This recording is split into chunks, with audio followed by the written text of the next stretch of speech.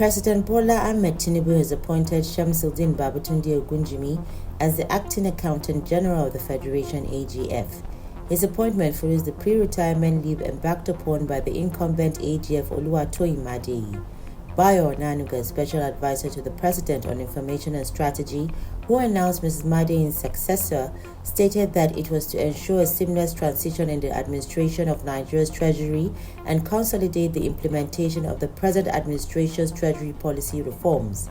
As a career civil servant and the most senior director in the Office of the Accountant General of the Federation (OAGF), Mr. Ogunjimi, who is a chartered accountant, brings over 30 years of extensive experience in financial management across the public and private sectors, the statement adds.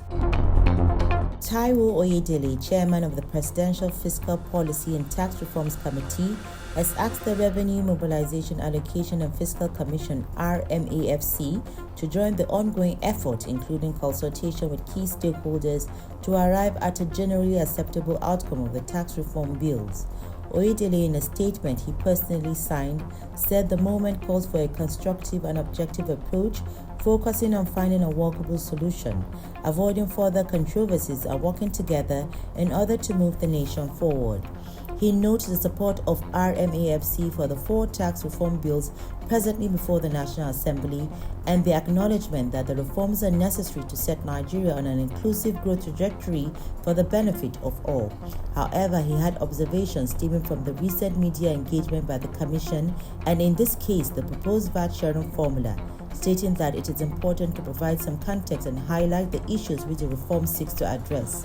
Referencing a pending case by Rivers and Lagos states seeking to administer VAT as a state tax, he pointed out that if the case which is pending at the Supreme Court succeeds, states will lose the opportunity to share VAT revenue among themselves, as any revenue generated by each state will be retained 100%.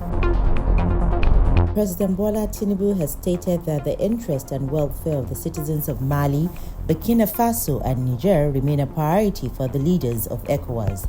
The president made this remark during a meeting with the president of Germany, Frank-Walter Steinmeier, who was on a state visit to the presidential villa in Abuja. Tinubu, who is the chairman of ECOWAS Head of States and Governments, pointed out that the leadership of the 3 countries have been reluctant to present transition programs with clear timelines and stressed that wisdom and diplomacy would be key to reintegrating them into the regional body. He said because of innocent citizens who are victims of military rule, the regional bloc will allow free movement and trade. In response, the German President Steinmeier, who had earlier met with the president of the ECOWAS Commission, highlighted that the reintegration of the 3 countries would significantly impact both the economy and security of the West African region. Mr. Ademola Adeyemi Bello has been confirmed as OPEC governor for Nigeria. He has also been appointed as the chairman of the OPEC Board of Governors for 2025. Minister of State Petroleum Resources Oil Henneken Nwokobori, who confirmed this via his X handle, stated that the action followed a resolution of the Council of Ministers.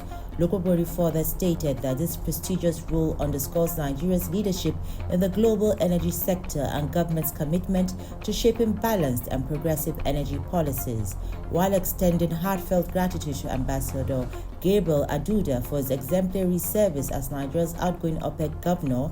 The minister noted that his dedication has paved the way for continued success.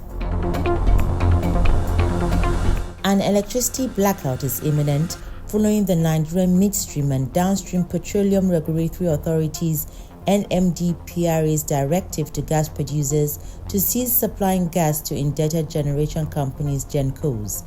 The National Grid, on its official X handle, confirmed NMDPRA stated that the substantial debts owed to producers had hindered their abilities to sustain operations. It called on gas off-takers, particularly power generation companies, to ensure timely payment for the gas supplied. The federal government and some GenCos are said to currently owe over 2 trillion naira in legacy debts to gas producers in Nigeria. Director General of the Pension Commission, PENCOM, Ms. Omolola Oluwo-Ranran, has attributed the 21.92 trillion naira pension assets from 10.53 million registered contributors in October 2024 to the unwavering commitment to fund safety, prudent management, and sustainable growth. She was speaking at the 2024 PENCA Media Conference with the theme Tech-Driven Transformation Shaping the Pension Landscape in Abuja. As of today, we have 8 states out of 36 states that are fully compliant who are making contributions.